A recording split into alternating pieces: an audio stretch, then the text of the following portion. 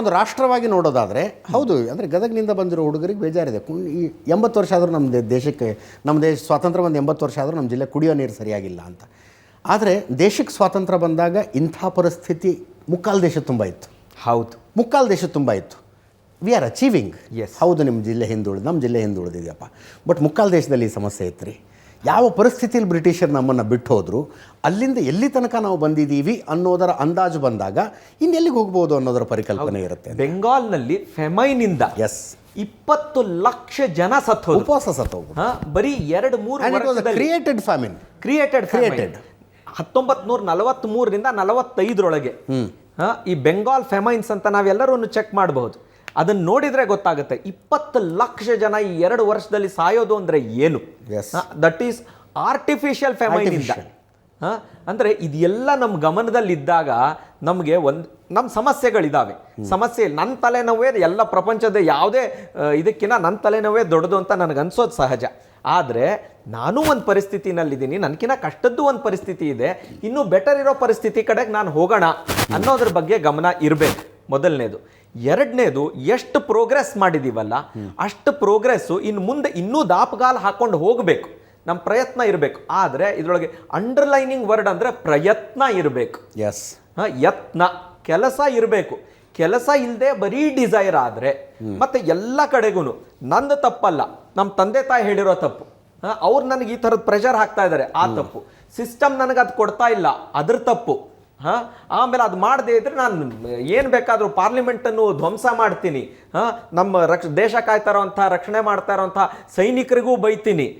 ಈ ಥರದ್ದೆಲ್ಲ ಮಾಡ್ತಾ ಹೋದರೆ ಇದು ಅಂದರೆ ಮತ್ತೆ ನಾನು ಜನ್ಜಿ ಅಂತ ಏನಿದೆಯಲ್ಲ, ಇಷ್ಟು ಜನ ಅಲ್ಲಿ ಸೇರಿದ್ದಾರೆ. They don't represent the entire Gen Z. ನೀವು ಹೇಳಿದ್ರಲ್ಲ, ಎಂಟೈಟಲ್ಡ್ ಆಗಿರುವಂಥ ಮೆಟ್ರೋಪಾಲಿಸಿಂದ ಬಂದಂಥ ತಮ್ಮ ಕೈಯೊಳಗೆ ಏನಿದೆ ಅಂತ ಮಾಡ್ತಾ ಇರುವಂಥ ಗಲಾಟೆಯೊಳಗೆ ನಾವೆಲ್ಲರೂ ಜಂತರ್ ಮಂತ. ಡೂ ಎವ್ರಿಬಡಿ ಅಗ್ರಿ ವಿತ್ ದಾಟ್? ಇಡೀ ಜನ್ಸಿ ಅದನ್ನು ಒಪ್ಕೊಳ್ಳುತ್ತಾ? ಖಂಡಿತ. ನನ್ನ ಜನ್ಸಿ ಬಗ್ಗೆ ನನಗೆ ನಂಬಿಕೆ ಇದೆ. ಯಾಕಂದರೆ ನಮ್ಮ ಮನೆಯಲ್ಲಿ ಈಗ ಈ ಥರದ್ದೆಲ್ಲ ಹಣೆಪಟ್ಟಿ ಇಲ್ಲದೆ ಇರೋವಂಥ ನಮ್ಮ ಅಜ್ಜಿ 100 ವರ್ಷದವರಿದ್ದಾರೆ. ಬೇಬಿ ಬೂಮರ್ಸ್ ಅಂತ ಏನು ಕರೀತಾರೆ, ಮಿಲೇನಿಯಲ್ಸ್ ಅಂತ ಏನು ಕರೀತಾರೆ, ಜೆನ್ಜಿ ಅಂತ ಏನು ಕರೀತಾರೆ, ಜೆನ್ ಆಲ್ಫಾ, ಇಷ್ಟೂ ಜನರೇಷನ್ಸ್ ನಮ್ಮ ಮನೆಯಲ್ಲಿದೆ. ಆದ್ರಿಂದ ನಾನು ಅಷ್ಟು ನೋಡಿದ್ರೆ ನಮ್ಮ ಅಜ್ಜಿ 100 ವರ್ಷದವರು ಇವತ್ತು ಅವರು 25ನೇ ವಯಸ್ಸಿನಲ್ಲಿ 3 ಮಕ್ಕಳ ಜೊತೆಗೆ ವಿಧವೆ ಆದರು ಸರ್.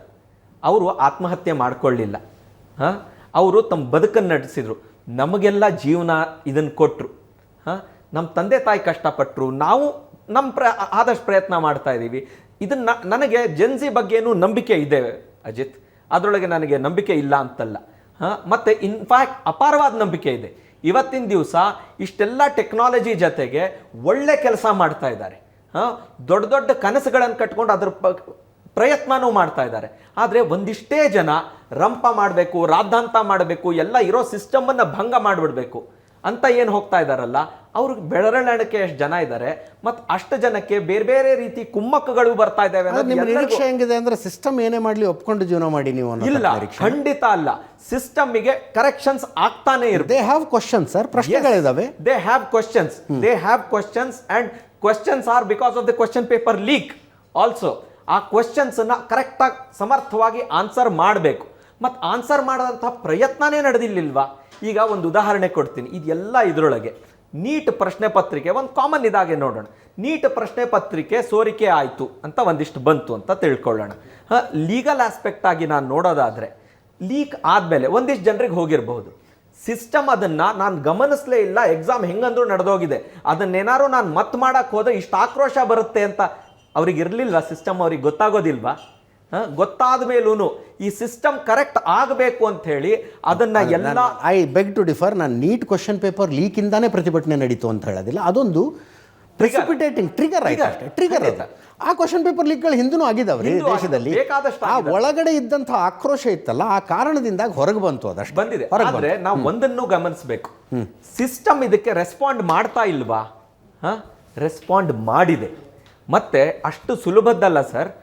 ಇಷ್ಟು ಇದನ್ನ ಮತ್ತೆ ಎಕ್ಸಾಮಿನೇಷನ್ ಮಾಡಬೇಕು, ಅದನ್ನು ಏರ್ ಟೈಟ್ ಆಗಿ ಮಾಡಬೇಕು, ಮತ್ತೆ ಅದು ಯಾರ್ಯಾರು ತಪ್ಪು ಮಾಡಿದ್ದಾರೆ ಅವರಿಗೆ ತ್ವರಿತವಾಗಿ ಶಿಕ್ಷೆ ಆಗಬೇಕು ಅನ್ನೋ ಪ್ರಯತ್ನಗಳು.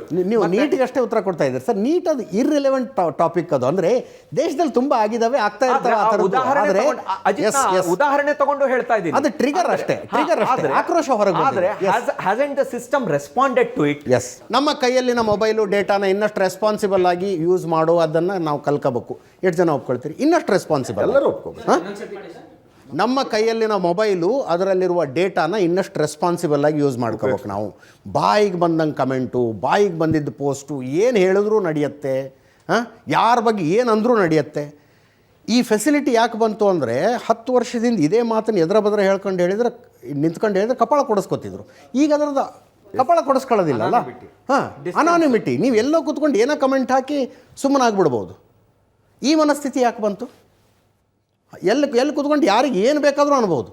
ಆ ಮನುಷ್ಯ ಯಾರು, ಅವನ ವಯಸ್ಸೆಷ್ಟು, ಅವನ ಜೀವನದ ಸಾಧನೆ ಏನು, ಅವನ ಜೀವನ ಎದಕ್ಕೋಸ್ಕರ ಕಳೆದಿದ್ದಾನೆ, ಏನೂ ಯೋಚನೆ ಮಾಡೋಂಗಿಲ್ಲ. ನಿಮಗೆ ಅನ್ನಿಸ್ತು ನೀನು, ನಿಮ್ಮಮ್ಮ, ನಿಮ್ಮಪ್ಪ ಏನು ಬೇಕಾದರೂ ಅಂದ್ಬಿಡ್ಬೋದು. ಸರ್ ಇದು ಖಂಡಿತ ತಪ್ಪು ಸರ್. ಸರ್ ಒಬ್ಬರ ಬಗ್ಗೆ ಅದು ಏನೋ ಒಂದು ಮಾತಾಡ್ತೀವಿ ಅಂದ್ರೆ ಅದ್ರ ಬಗ್ಗೆ ಸ್ಟಡಿ ಮಾಡಿ ನಾವು ಮಾತಾಡ್ಬೇಕು ಸರ್. ಇದು ನೀವು ಹೇಳಿದ್ದು ಬಟ್ ಆ ಮನಸ್ಥಿತಿ ಯಾಕೆ ಬಂತು ಅಂತ ಕೇಳ್ತೀನಿ. ಹಾಂ ಸರ್, ಯಾಕೆ ಬಂತು ಆ ಮನಸ್ಥಿತಿ? ಇದೇ ಸೋಷಿಯಲ್ ಮೀಡಿಯಾಲಿಂತ ಸರ್.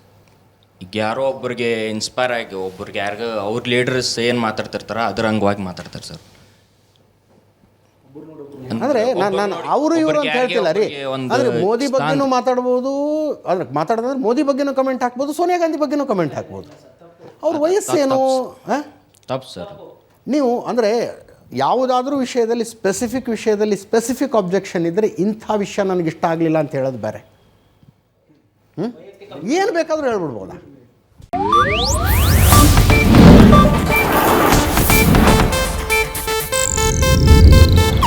ಇದು ಏಷ್ಯಾನೆಟ್ ನ್ಯೂಸ್ ನೆಟ್ವರ್ಕ್ ಪ್ರಸ್ತುತಿ.